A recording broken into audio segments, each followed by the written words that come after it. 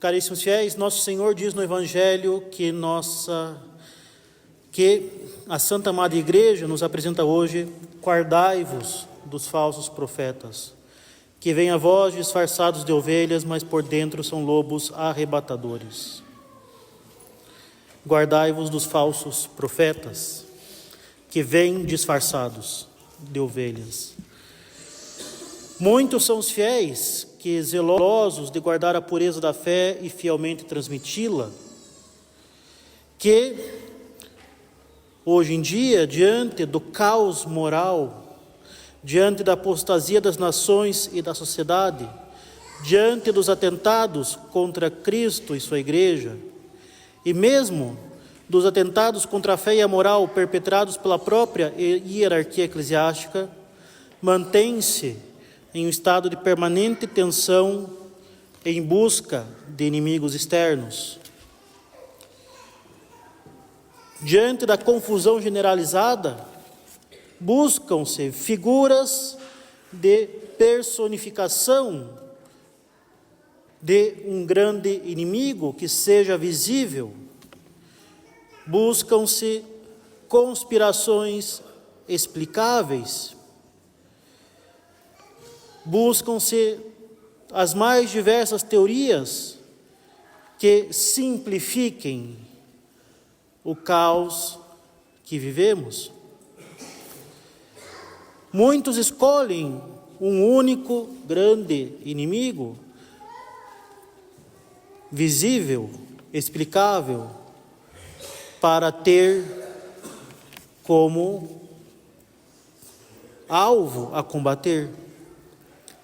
O grande inimigo é, então, o globalismo, o marxismo, a ditadura sanitária, o totalitarismo. Fulano de tal, ou um grupo específico de pessoas. Escolhe-se uma das mais diversas facetas da crise que vivemos para ser absolutizada e atribuída a uma única figura como se fosse o inimigo definitivo. Além disso, as especulações sobre o fim do mundo também aumentam. E muitos católicos temem, antes de tudo,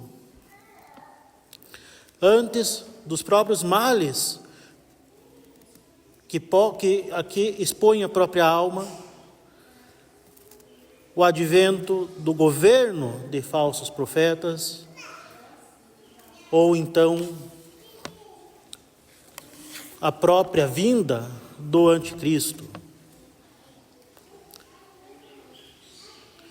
Mas enquanto tantos católicos esperam, temerosos, a vinda iminente e política dos falsos profetas, do anticristo, a instauração de um governo global iníquo, enquanto tantos católicos dedicam-se exclusivamente a desvendar todas as nuances dos sistemas iníquos que perpassam a sociedade hoje, desvendar todas as nuances do globalismo e do comunismo, o demônio invade e o demônio age por debaixo dos panos. O demônio causa grandes estragos quase sem ser percebido. Tantos católicos dedicam-se de forma quase passiva às mais diversas facetas da crise que vivemos, como se fossem absolutas e únicas, e deixam o demônio arrasar as almas por debaixo dos panos, desviando da sua vigilância. Vigilância essa que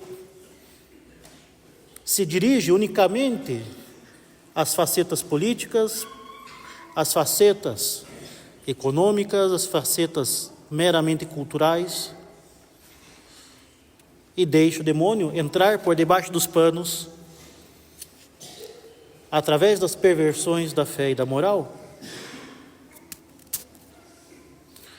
Afinal, meus caros, enquanto tantos católicos se inquietam com males de grandes proporções, com desastres políticos, econômicos e militares. Por outro lado, não se preocupam, não vigiam, não percebem o quanto pelo celular, pela televisão, pelos vídeos, pelos entretenimentos, como séries, novelas e filmes, o demônio pode e de fato corrompe a nossa alma. Enquanto tantos católicos aguardam o dia em que um policial armado do Estado invadirá sua casa para roubar sua liberdade, para confiscar seus bens, ou então estabelecer um assentamento de sem-tetos, é preciso reconhecer, meus caros, que a nossa liberdade já foi roubada pela escravidão de certos entretenimentos, que a nossa inteligência já está vendida de certo modo para certas modas, para certos princípios, já está vendida para um modo de vida que reflete de forma ainda mais exemplar o próprio globalismo, que pretende se combater apenas politicamente.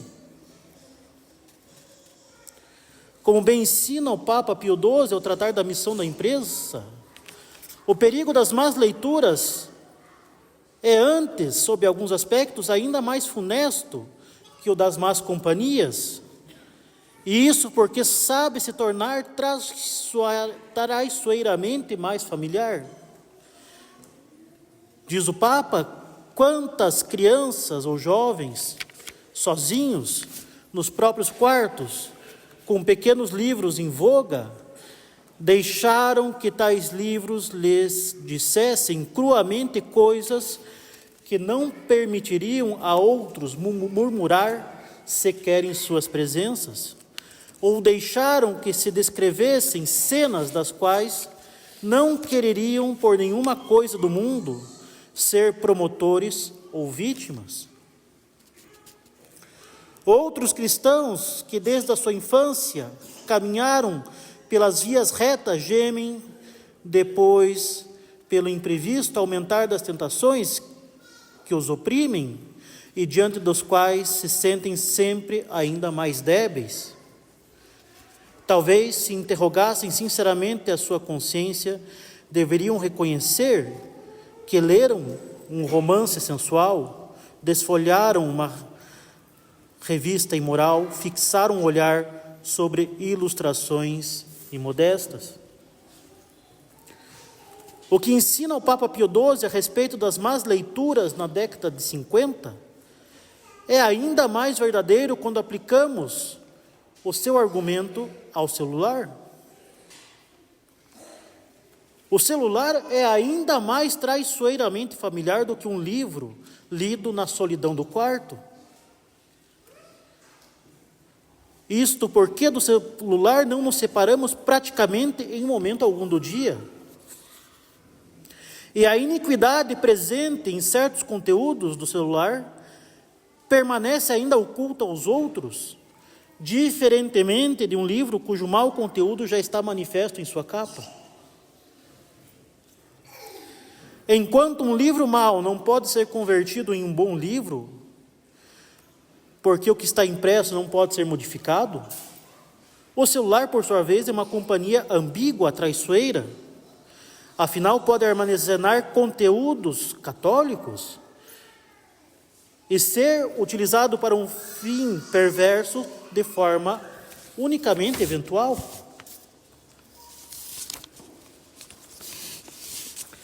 Seja nos conteúdos, seja nas publicidades, seja naquilo que foi premeditado, ou naquilo que apareceu de forma imprevista, o celular é uma companhia traiçoeira e perigosa, cujo uso acaba por enganar até mesmo os mais prudentes e piedosos. Na mesma mensagem, o Papa Pio XII continua afirmando que por vezes acontece que pais cristãos que usaram muitas cautelas para a educação dos filhos, que os conservaram longe dos prazeres perigosos e das perversas companhias, vejam-se, de um momento para outro, na idade dos 18 ou dos 20 anos, tornarem-se vítimas de miseráveis e até escandalosas quedas. questiona o Papa: quem foi o inimigo que fez semelhante mal? No mesmo lar, naquele pequeno paraíso, o tentador, o astuto, furtivamente se introduziu e encontrou ali, já preparado para oferecer àquelas mãos, o fruto sedutor que os corromperia. Um livro descuidadamente esquecido sobre a escrivaninha do pai, que minou no filho a fé do batismo. Um romance sensual esquecido sobre o sofá ou sobre a cabeceira pela mãe, que sujou na filha a pureza de sua primeira comunhão. O que o Papa Pio XII dizia a respeito dos livros, nós podemos perfeitamente aplicar aos vídeos, novelas, filmes e demais entretenimentos que os pais imprudentemente deixam as crianças se exporem, seja no celular, seja nas telas, em geral. Afinal, meus caros, o globalismo já penetrou as nossas casas. Os falsos profetas já seduziram as nossas inteligências. O anticristo já destronou nosso Senhor em nossas famílias diversas vezes. O anticristo já nos converteu em outros anticristos pelo pecado mortal, tantas e tantas vezes, porque nós acabamos por nos expor todos os dias, e até mesmo várias vezes ao dia, a entretenimentos fabricados para sufocar a caridade em nossas almas.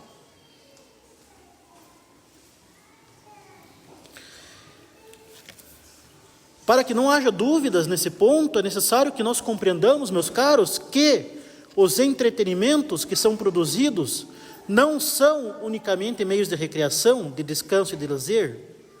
Como ensina o Papa Pio XII na encíclica Miranda Prorsus, o cinema, o rádio, a televisão e, evidentemente, em nossos tempos, o próprio celular, constituem, diz o Papa, a verdadeira e própria transmissão de valores humanos e, sobretudo, espirituais.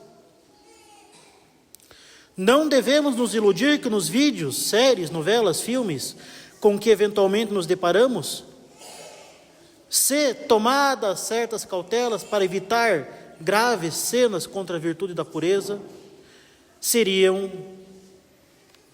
inocentes. Não devemos nos iludir que, bastando evitar as cenas patentemente imorais, tais produções deixariam de oferecer obstáculos para a nossa vida espiritual. É uma ilusão, e uma ilusão grave, julgar que o único perigo que deve ser evitado seriam as graves cenas contra a virtude da pureza. Afinal, tais produções são verdadeiros meios de difusão de uma verdadeira mentalidade sob a forma de ficção. E assim os católicos se deixam sutilmente moldar por uma mentalidade liberal, relativista e mundana.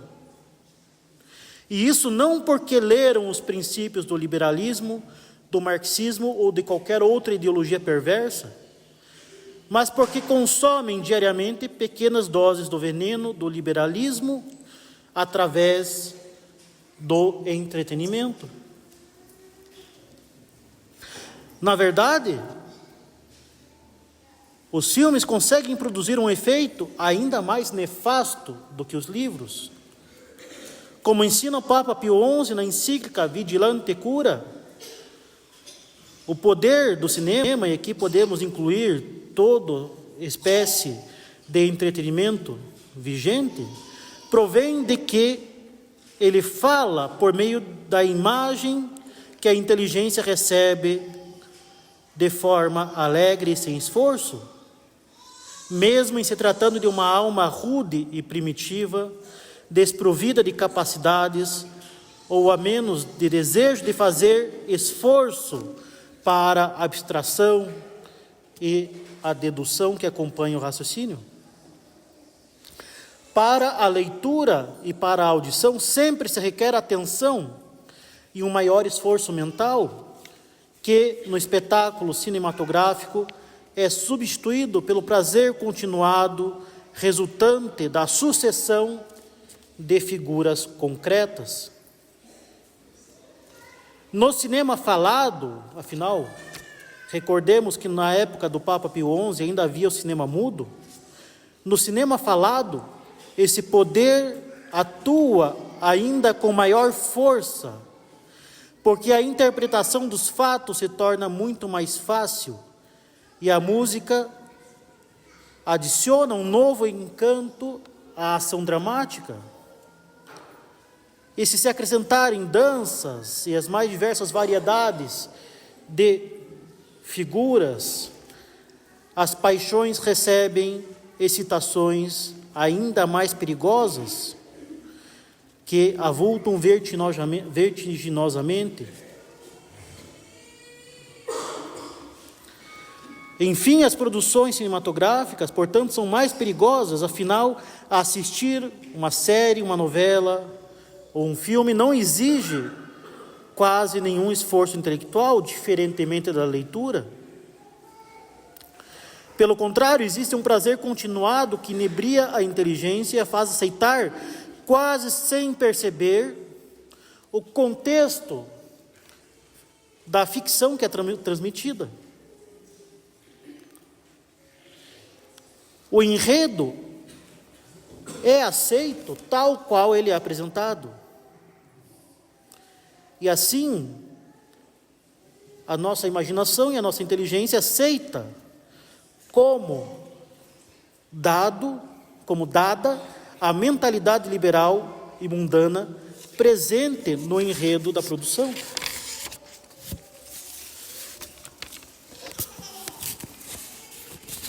E assim, meus caros, deve ser patente que temos de ser muito, mas muito criteriosos naquilo que assistimos. Não basta evitar as produções que contenham graves cenas contra a virtude da pureza. Se, por exemplo, em uma produção aparece um personagem que tem um grave defeito moral, por exemplo, um personagem que se diz homossexual. Na medida em que o personagem é representado como alguém honesto, inteligente, bom amigo, ou simplesmente engraçado, a boa representação do ator, unida às qualidades do personagem, qualidades que podem ser em si naturalmente boas, pouco a pouco criarão uma situação de complacência, de cumplicidade entre a produção e o público. Os católicos que assistam tal produção, ainda que reprovem o pecado contra a natureza enquanto tal, terminam por aprová-lo, tolerá-lo, ou pelo menos ter uma simpatia pelo personagem, que eventualmente não vai ser sequer consentida, mas é o resultado da forma com que ele é apresentado. Evidentemente, nós devemos amar o pecador e odiar o pecado, mas à medida em que criamos uma afeição em função da produção cinematográfica pelo personagem, pouco a pouco nos acostumamos com o pecado. Nos acostumamos com que ele esteja presente e apresentado de forma positiva. A forma como a ficção é construída, meus caros, é, portanto, o primeiro passo para que mesmo os católicos convictos percam o horror ao pecado. E nós muito bem sabemos que as novelas no Brasil, há muitas e muitas décadas, promovem uma verdadeira engenharia social a favor da contracepção, do aborto, do divórcio e do homossexualismo. a exposição contínua e complacente às cenas de pecado sufoca aos poucos a caridade. Sem horror ao pecado, ou melhor, estando a alma paralisada e sufocada pela tibieza, o próximo passo é que os próprios católicos caiam em diversos pecados que primeiramente foram assistidos para em seguida serem cometidos. Além disso, de nada adianta que católicos defendam as más produções como se fossem obras de arte, fazendo abstração das imoralidades que contém, porque como já ensinava o Papa Pio XII, na encíclica Miranda Prorsus, são condenáveis todos os que pensam e afirmam que se pode usar, estimar e louvar determinada forma de difusão, mesmo que falte gravemente a ordem moral, contanto que encerre um valor artístico e técnico. Isso é condenado pelo Papa. Uma arte imoral que provoca as paixões e perverte a inteligência já não pode ser chamada de arte, ainda que conserve uma certa técnica de produção. Assim como um ladrão pode fazer uso de uma certa técnica para realizar o seu crime sem pagar as consequências, o seu roubo permanece um ato criminoso, ainda que tenha sido executado com engenhosidade. A arte imoral, portanto, não é arte propriamente. Por fim, pode ocorrer que uma certa produção não contenha nada de claramente imoral, que não louve nem aprove nenhum pecado. Ainda assim, é preciso perceber que as obras criticadas pelos papas Pio XI e Pio XII também, naquela época, não continham outras desordens maiores, a não ser a maior delas. Tudo se passa no enredo como se Deus não existisse. Pode ocorrer que os personagens se vistam modestamente, que tenham famílias compostas de pai e mãe, e que haja uma certa inocência no enredo.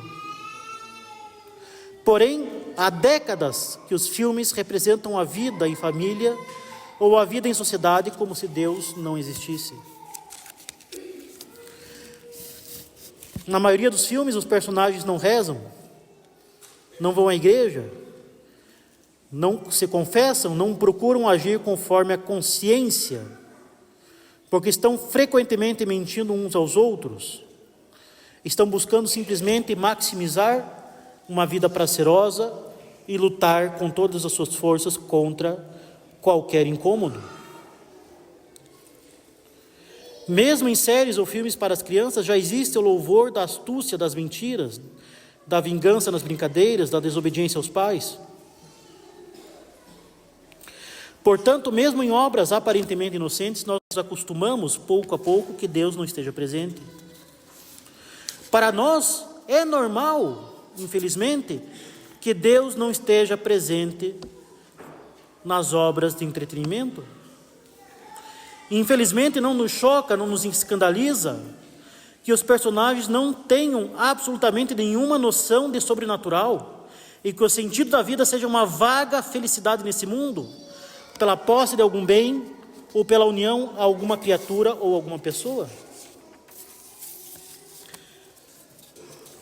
Se tais séries ou filmes não ofendem a virtude da pureza, sufocam pouco a pouco a virtude da esperança, porque sonhamos como os personagens unicamente por uma vida feliz sobre essa terra e desejamos com menor ardor a vida eterna.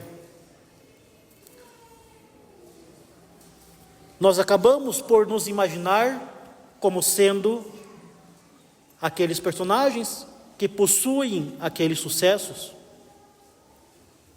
Quanto mais entretenimento consumimos, teremos menor amor pela oração, menor disposição para aceitar de bom grado os sofrimentos da vida e menos desejo do céu. Afinal, o que os entretenimentos fazem é isso: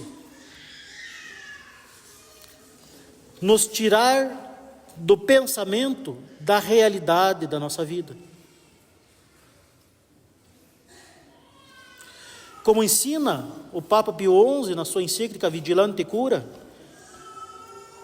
é geralmente sabido o mal enorme que os maus entretenimentos produzem na alma. Por glorificarem o vício e as paixões, são ocasiões de pecado. Desviam a mocidade no caminho da virtude, revelam a vida debaixo de um falso prisma, ofuscam e enfraquecem o ideal da perfeição, destroem o amor puro, o respeito devido ao matrimônio, o respeito às íntimas relações do convívio doméstico.